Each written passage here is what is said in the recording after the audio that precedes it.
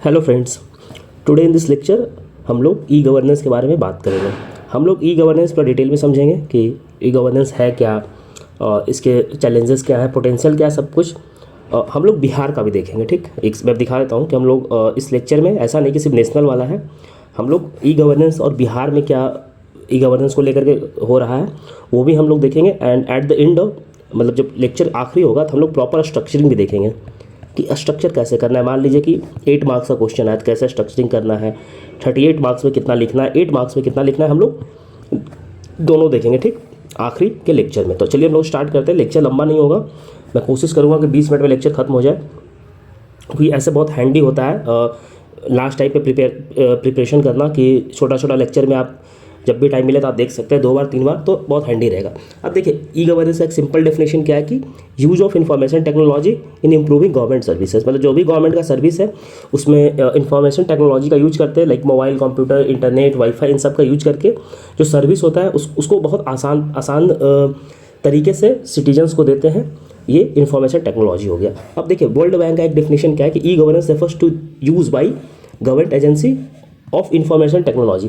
Same वो भी कहना चाह रहा है कि जो ई गवर्नेंस है वो गवर्नमेंट एजेंसी यूज करती है इंफॉर्मेशन टेक्नोलॉजी सर्विस प्रोवाइड करने के लिए सिटीजन्स को, जैसे कि इंटरनेट का यूज करती है, मोबाइल कंप्यूटिंग का यूज करती है ना, ये सब चीज़ को यूज करके जो गवर्नमेंट एजेंसी है, डिफरेंट गवर्नमेंट एजेंसी है, वो सर्विस देती है। तो सबका देखिए मीनिंग एक ही सबका है, but way of writing different है। तो आप ये भी लिख सकते हैं या फिर वर्ल्ड बैंक का भी डेफिनेशन लिख सकते हैं, जो भी आपको आसान पड़े। आप APJ अब्दुल कलाम भी ये ई गवर्नेंस को लेकर कहते हैं, तो आप इसको कंक्लूजन में यूज कर सकते हैं। आप APJ अब्दुल कलाम का जो स्टेटमेंट है उसे कंक्लूजन में यूज कर सकते हैं। अब APJ अब्दुल कलाम क्या कहते हैं, e governance is a transparent smart governance with seamless access, secure and authentic flow of information. मतलब जो ई गवर्नेंस है वो एक बहुत ट्रांसपेरेंट है, स्मार्ट गवर्नेंस है और बहुत सीमलेस फ्लो ऑफ इंफॉर्मेशन होता है। मतलब इंफॉर्मेशन में कहीं लैकिंग नहीं होता है। क्रॉसिंग इंटर डिपार्टमेंट में जो डिफरेंट डिपार्टमेंट का जो बैरियर है सबको क्रॉस करता है। मतलब कहीं कोई बैरियर नहीं है और ये बहुत ही फ्री एंड अनबायस्ड सर्विस है। मतलब कि बहुत ही फ्री एंड अनबायस्ड तरीके से सिटीजन को सर्विस प्रोवाइड कराया जाता है। ठीक, अब जो ई गवर्नेंस मॉडल है वो किस पे बेस्ड है, तो 5C पे बेस्ड है। 5C आपको याद रखना है। पहला C क्या है, तो कंप्यूटर, दूसरा क्या है कनेक्टिविटी, तीसरा क्या है कॉन्फिडेंस बिल्डिंग, चौथा सिटीजनशिप और कंटेंट। इन्हीं पांचों पे बेस्ड है। एग्जाम में आपको एज इट इज स्ट्रक्चर बनाना है, नो चेंजेस। ठीक, और हाँ एक बात और, लेक्चर के साथ साथ आप लोग नोट्स बनाते चलिएगा। हैंड नोट्स अगर अपना बनाइए तो बहुत हैंडी रहता है। फ्लुएंसी में आप लिखते चलिएगा, जो कीवर्ड्स होता है जैसे ये स्ट्रक्चर आप कीवर्ड्स लिखते चलिएगा तो आपको बहुत एक तो आसान होगा याद करने में और लास्ट टाइम रिवीजन में बहुत हेल्पफुल होगा। अब हम लोग को ई गवर्नेंस का जरूरी क्यों, why we need e governance, मतलब कुछ तो कारण होगा हम लोग इतना ई गवर्नेंस के बारे में हल्ला कर रहे हैं, बात करते हैं, क्या जरूरी है। देखिए ई गवर्नेंस से क्या होता है, ट्रांसपेरेंसी आता है, अकाउंटेबिलिटी आता है, करप्शन घटता है। आपको पता ही होगा कि आप लोगों को पता है कि आप लोग जब काम वाम करवाने जाते हो कभी कहीं भी कोई भी डिपार्टमेंट में, तो वहाँ बिना पैसा दिए हुए काम नहीं होता है। ठीक, बिना पैसा दिए काम नहीं होता। इसलिए राजीव गांधी कहते थे कि हम 100 रुपये भेजते हैं तो मात्र 15 रुपये पहुँचता है, मतलब 100 पैसा भेजते हैं तो 15 पैसा पहुँचता है, ऐसा राजीव गांधी कहते थे। ये केस स्टडी हम लोग आगे देखेंगे अभी। एक्सेसिबिलिटी बहुत आसान हो जाता है। मान लो कोई सर्विस आपको एक्सेस करता है तो बहुत आसान हो जाता है। जो भी सर्विस है वो बहुत तेज़ी से पहुंचता है लोगों के पास, बहुत ही कन्वीनियंट और बहुत ही कॉस्ट इफेक्टिव होता है। मान लो पहले कोई सर्विस देने में 100 रुपये लगता था, तो ई गवर्नेंस से वो सर्विस 5 रुपये में हो जाता है। गवर्नमेंट का रीच बढ़ जाता है। मतलब छोटा से छोटा रूरल एरियाज़ में गवर्नमेंट इंटरनेट के थ्रू, मोबाइल बैंकिंग के थ्रू वहाँ पहुँच के वहाँ पे सर्विस दे रही है। जो ये है जैम ट्रिनिटी है, जनधन, आधार, मोबाइल आधार हर जगह पहुँच चुका है। मतलब डायरेक्ट बेनिफिट ट्रांसफर देती है, last mile delivery, enable citizens participation decision making. मतलब सिटीजन से अब डिसीजन मेकिंग में कैसे सिटीजन्स पार्टिसिपेट करता है, तो सर्वे करवा के होता है ना, गवर्नमेंट सर्वे करवाती है, उससे इनपुट लेती है और उसमें डिसीजन मेकिंग में काम होता है ना। कोई भी मान लीजिए कि कोई लॉ आ रहा है, जैसे 1 नेशन 1 इलेक्शन था, तो 1 नेशन 1 इलेक्शन में government different stakeholder, different citizen से उसका राय मांगी थी, मतलब ओपिनियन लिया था। तो ये क्या है, ये डिसीजन मेकिंग में पार्टिसिपेशन ही तो है। अब जो ई गवर्नेंस है वो बेस्ड है किस पे, तो स्मार्ट गवर्नेंस होता है। अगर ई गवर्नेंस से क्या लीड करता है, तो स्मार्ट गवर्नेंस। अब ये स्मार्ट गवर्नेंस क्या है, तो S stand for simple, M stand for moral, A account for accountability, R stand for responsibility and T stand for transparent. तो e governance lead to smart governance and e governance also lead to a good governance. अब good governance से क्या है, तो transparency आता है, accountability होता है, पार्टिसिपेशन होता है, रिस्पॉन्सिवनेस होता है, मतलब बहुत तेजी से रिस्पॉन्ड करती है, और इंक्लूसिविटी मतलब इंक्लूसिव, मतलब जो भी गवर्नमेंट है और पब्लिक है बहुत इंक्लूसिव तरीके से काम करती है साथ में मिलकर के। ठीक, अब ई गवर्नेंस सिस्टम से होता क्या है, तो बेटर सिक्योरिटी होता है, सिंपल एंड इफिशिएंसी। देखिए जो ऊपर हम लोग देखे तो उसी के ऊपर एक स्ट्रक्चर में देख रहे हैं, cost effective, better citizen services and expanding growth होता है, इंस्टेंट एक्सेस होता है, इजी मेंटेनेंस होता है, ट्रांसपेरेंसी। ये स्ट्रक्चर है, बात सेम ही है जो हम लोगों ने ऊपर समझाया है, सेम ये भी है। बस एक स्ट्रक्चर के लिए मैं आपको बोला ना कि 8 मार्क्स और 38 मार्क्स में मैं बताऊंगा कैसे आपको अप्रोच करना है, तो वो आखिरी में, तो उसी के लिए सब चीज़ें। अब there are different models of e governance. अब डिफरेंट मॉडल्स क्या है गवर्नेंस का, तो एक मॉडल्स है citizens government to citizens like G2C, दूसरा है गवर्नमेंट टू गवर्नमेंट G2G, जो डिफरेंट मिनिस्ट्री होता है ना गवर्नमेंट का, उसके बीच में। एक होता है गवर्नमेंट टू बिजनेसेस मतलब G2B, एक होता है गवर्नमेंट टू एम्प्लॉयज G2E। अब देखिए, अब डिफरेंट जब मॉडल्स है तो वो कैसे इंटरेक्ट करता है, जैसे गवर्नमेंट और सिटीजन के बीच में इंटरेक्शन कैसे होता है, तो इजी ट्रांसपोर्टेशन होता है, हॉस्पिटल होता है, एजुकेशन होता है, ये जॉब पोर्टल, तो ये सब ई गवर्नेंस के थ्रू गवर्नमेंट प्रोवाइड करती है। गवर्नमेंट टू गवर्नमेंट इंटरेक्शन कैसे होता है, तो फिंगरप्रिंटिंग स्कैनिंग, मतलब जो भी वेरिफिकेशन होता है ना गवर्नमेंट टू गवर्नमेंट होता है, ठीक। कोई भी रिपोर्ट होता है तो इलेक्ट्रॉनिक रिपोर्ट होता है ना, राज्यसभा में इलेक्ट्रॉनिक रिपोर्ट आता है, बजट आजकल इलेक्ट्रॉनिक आता है, तो क्या है ये सब चीज़, ये सब ई गवर्नेंस को ही तो प्रमोट कर रहा है। उसी तरीके से जो गवर्नमेंट टू बिजनेस क्या होता है, तो e taxation, tax, online tax file करना, या फिर कुछ लाइसेंस आपको बनवाना है तो आप ऑनलाइन लाइसेंस, आपको मान लीजिए कि आधार कार्ड बनवाना है तो आप ऑनलाइन आधार कार्ड के लिए अप्लाई करते हो, या फिर मान लीजिए कोई आपको लाइसेंस लेना है इंडस्ट्री के लिए या फिर किसी चीज़ के लिए, कोई लैंड के लिए लेना है, मान लीजिए कि आपको ट्रांसपोर्ट के लिए कोई लाइसेंस लेना है, या फिर ड्राइविंग लाइसेंस बनवाना है, या फिर कुछ भी करना है तो आप ऑनलाइन कर सकते हैं। तो ये क्या ऑनलाइन, ये क्या दिखा रहा है, ये गवर्नमेंट टू बिजनेस का कनेक्ट दिखा रहा है, और ऊपर से गवर्नमेंट टू एम्प्लॉय, जो गवर्नमेंट के अपने एम्प्लॉय है उसको सैलरी अकाउंट में मिलता है, ठीक। इस तरीके से जो उसका कंसोलिडेशन ऑफ एम्प्लॉय है वो ऑनलाइन के थ्रू होता है। तो ये सब डिफरेंट मॉडल्स है, और डिफरेंट ये बेनिफिट्स में भी आ जाएगा ई गवर्नेंस के, ठीक।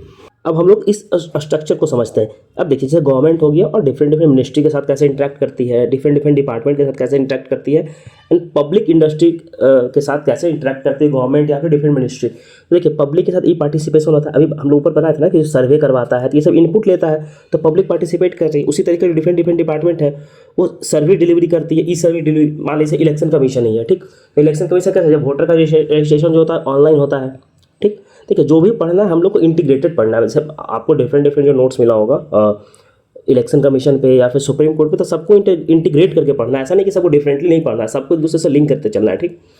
अब हम लोग देखते हैं कि रिसेंट डेवलपमेंट गवर्नमेंट जो है वो क्या क्या ले रही है बेसिकली ई गवर्नेंस के फील्ड में, ठीक।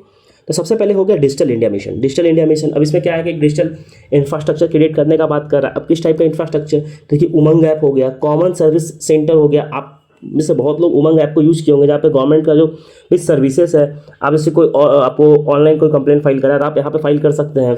डिजी लॉकर है, आपको मान लीजिए कि 10th का सर्टिफिकेट चाहिए तो आप डिजी लॉकर से ले सकते हैं। माई गवर्नमेंट, जहाँ पे जो भी आपको कोई इनपुट देना है गवर्नमेंट को लेकर के, तो आप माई गवर्नमेंट ऐप पे दे सकते हैं। डायरेक्ट बेनिफिट ट्रांसफर, आपको होता है ना कि जैसे पीएम किसान में, तो पीएम किसान में क्या होता है 6,000 रुपया 3 इंस्टॉलमेंट में डीबीटी से जाता है। तो ये क्या है, आधार बेस्ड इनेबल्ड है, तो ये भी क्या है आईटी, इसी का पार्ट है आईटी। हाँ एक बात और, तो आईसीटी है ना, इंफॉर्मेशन एंड कम्युनिकेशन, इसमें भी आप सारा इसको यूज कर सकते हैं अगर क्वेश्चन उस पर आता है तो, ठीक। ई गवर्नेंस के साथ साथ पीएम ई विद्या पोर्टल हो गया, जहाँ पे आप डिजिटल एजुकेशन का बात करता है, जहाँ पे जो दीक्षा पोर्टल है उस पर लाखों कंटेंट अवेलेबल है, एंड साथ ही एक जो है उसमें वीडियो लेक्चर्स अवेलेबल है, ठीक। Thousands of video lectures are available. Samarth है, ये ई गवर्नेंस टूल है जो कि हायर एजुकेशन में काम कर रही। तो ये डिफरेंट ऐप है और पोर्टल है जहाँ पे ई गवर्नेंस को प्रमोट किया जा रहा है डिजिटल इंडिया के थ्रू। अब मान लीजिए डिजिटल इंडिया पे आपको क्वेश्चन आता है तो आप डिजिटल इंडिया पे ये सारा लिख सकते हैं, ये सारा डिजिटल इंडिया का ही पार्ट है, ये सारा डिजिटल इंडिया का ही पार्ट है, तो ये सबको डिजिटल इंडिया में लिख सकते हैं, ठीक।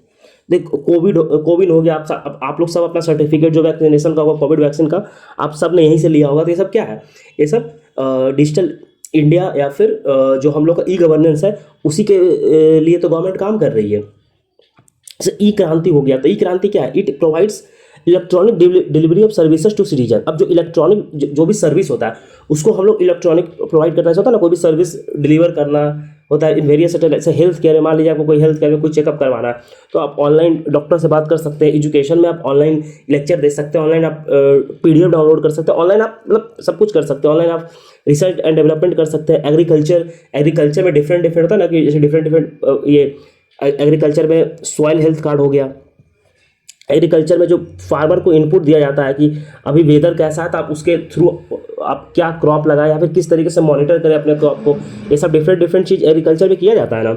उसी तरीके से वी मैप, हम ये तो सब जानते हैं, आप लोग इसमें एक्सप्लेन करने की जरूरत नहीं है कि क्विक ट्रांजेक्शन आप स्कैन करो QR कोड पेमेंट कर दो।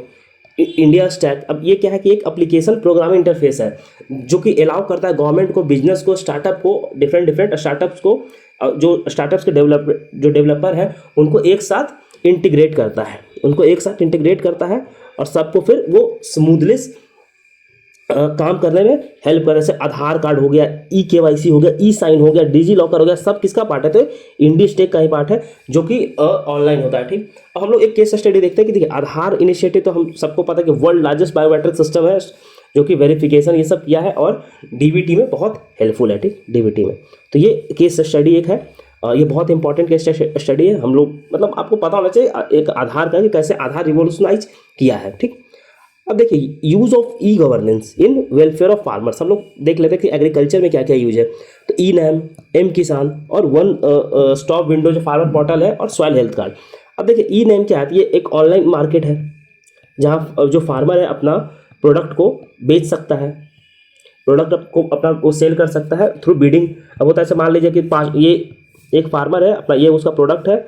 अब इस प्रोडक्ट को मान लीजिए 5 लोग खरीदने वाला है, तब ये 5 लोग क्या करेगा कि बिडिंग करेगा, और जो बेटर प्राइस देगा फार्मर उसको सेल करेगा। ये ऑल ओवर इंडिया में है।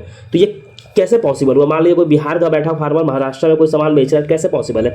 तो नाम के थ्रू पॉसिबल, गवर्नेंस के थ्रू पॉसिबल।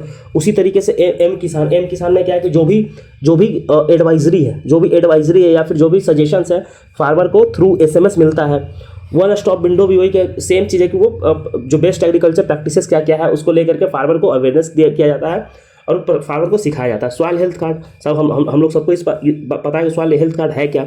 तो सॉइल का जो भी इन्फॉर्मेशन है कि मान लीजिए कि ब्लैक सॉइल है तो उसमें किस टाइप का आप ये क्रॉप को लगाओ, एलुवियल सॉइल है तब कैसा क्रॉप लगाओ, आपके एरिया में जो सॉइल है इसका सुटेबिलिटी किस क्रॉप के लिए बेटर है। तो ये सब चीज़ों पे वो काम करता है। उसी तरह से स्वामित्व स्कीम बिहार में बहुत अभी न्यूज़ में भी था, स्वामित्व स्कीम। अब ये न्यूज़ में क्यों था कि ये बेसिकली जो भी लैंड है ना सबका ये ऑनलाइन मैपिंग करके वो उसका जो ओनरशिप है वो उसको प्रोवाइड कर रहा है। इससे फ़ायदा क्या हुआ कि इससे ईज ऑफ डूइंग बिजनेस से फ़ायदा मिलेगा कि मतलब लैंड डिस्प्यूट कितना है। आप देखिए कि ऑलमोस्ट सबके घर में कुछ ना कुछ लैंड डिस्प्यूट होता ही है। तो लैंड डिस्प्यूट क्यों है? तो वो प्रॉपर मैपिंग नहीं है, प्रॉपर उसका मेजरमेंट नहीं, इस कारण से लैंड डिस्प्यूट होता है। इसलिए स्वामित्व स्कीम जो है बहुत हेल्पफुल होगा इस फील्ड में। अब देखिए गवर्नेंस जैन ट्रिनिटी, अभी हम लोगों ने ऊपर बात किया कि जनधन, आधार एंड मोबाइल, ये जैन ट्रिनिटी जो है ना वो रिवोल्यूशनाइज कर दिया। कैसे? तो ये फाइनेंशियल इंक्लूजन को हेल्प करता है, डायरेक्ट बेनिफिट ट्रांसफर को करता है। जैसे एक केस स्टडी आप सबको पता हो कि राजीव गांधी 1980 में क्या बोले थे कि हम 100 पैसा भेजते हैं ना, तो जो पुअर है, जो कि वल्नरेबल सेक्शन है, जो कि नीडी सेक्शन है, जो कि फार्मर है, वहाँ पे मात्र 15 पैसा पहुँचता है। तो क्या दिखा रहा है? 85 पैसा कहाँ गुम हो जाता है? तो 85 पैसा जो बीच के जो ब्यूरोक्रेट्स हैं या फिर जो भी दलाल लोग हैं वो खा जाता है पैसा।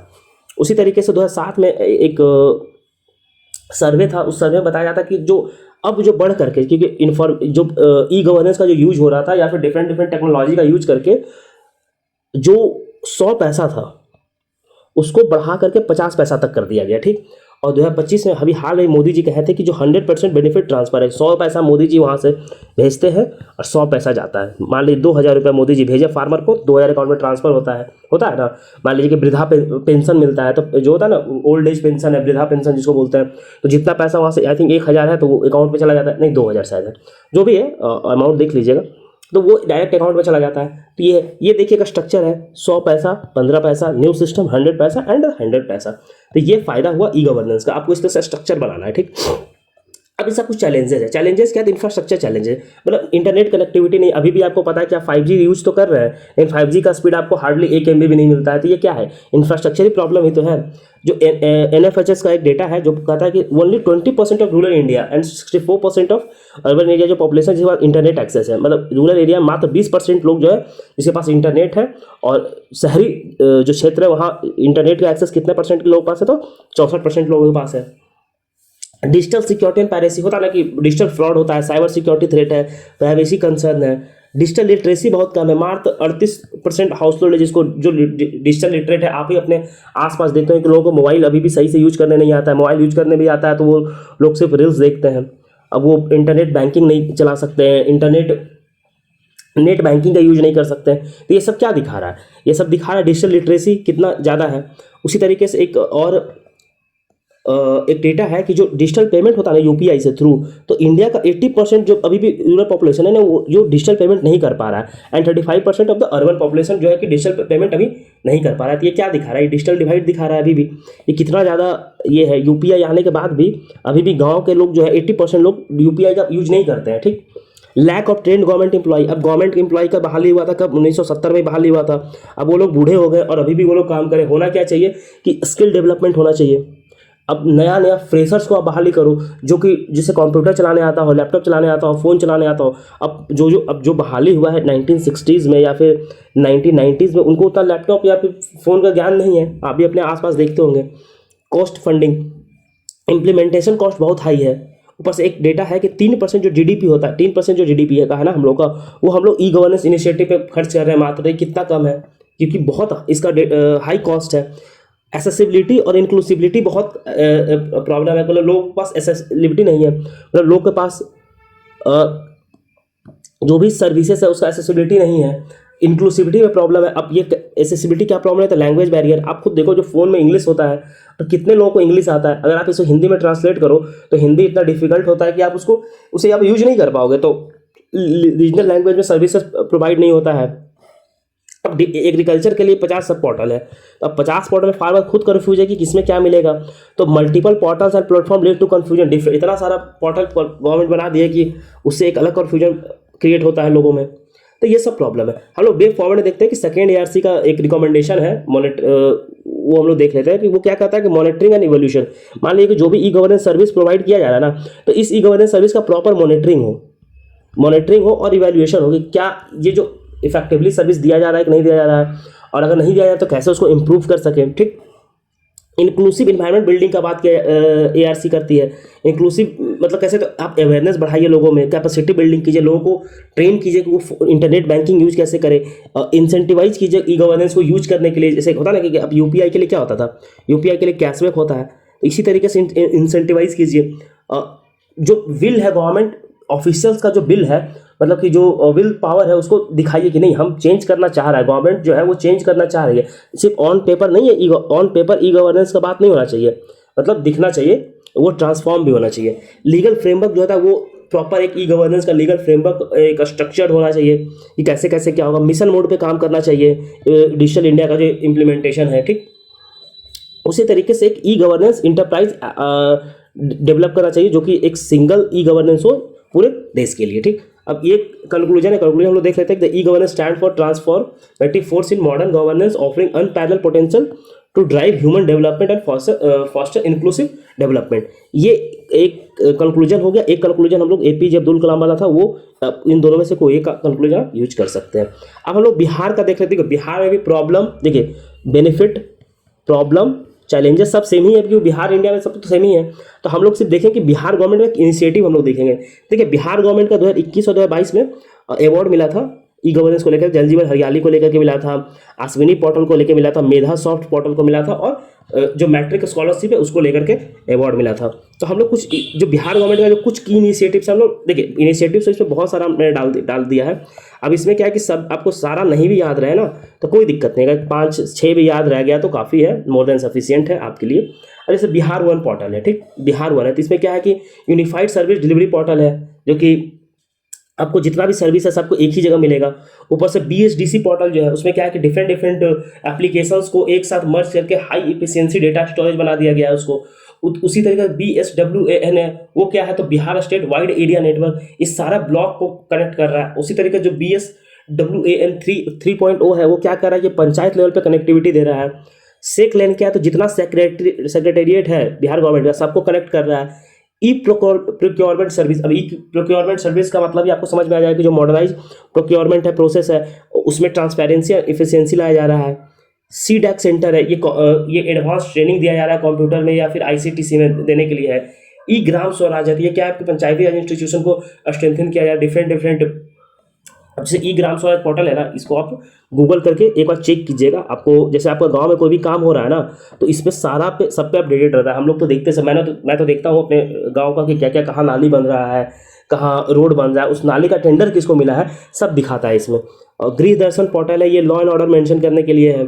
ई विधान पोर्टल है, डिजिटल लेजिस्लेचर को प्रमोट करता है। डिजिटल होता है ना, जो अभी लेजिस्लेटिव असेंबली है उसको प्रमोट करता है। ई कमान है, वो क्या है कि जो होम गार्ड है उसको ऑनलाइन ड्यूटी देता है कि मान ली कोई होम, बहुत सारे होम गार्ड है, उसको ड्यूटी कैसे दिया जाएगा, तो उसको ऑनलाइन सबको बता दिया जाता है कि किसका ड्यूटी क्या होगा।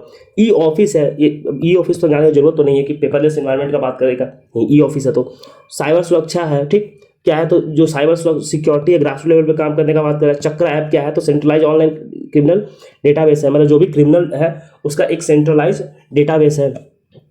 Crime and criminal tracking network and system, ये क्या है कि जो भी कोई क्राइम करेगा, कोई भी क्राइम हो रहा है तो उसको ऑनलाइन ट्रैकिंग कर सकता है, उसको डेटाबेस बना करके police different different police station है मान लीजिए, तो सबको कनेक्ट करके एक साथ कनेक्ट कर रही है पुलिस। उसी तरीके से ई प्रिजन है।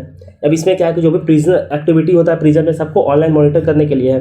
अब कंक्लूजन आप ये डाल सकते हैं कि Bihar is leveraging technology and information solution to address the citizen challenge, improving the quality and citizenship. अब देखिए, ये तो हो गया बिहार में, आपको उतना याद नहीं रखना, बस ये याद रखना कि 4-5 जो भी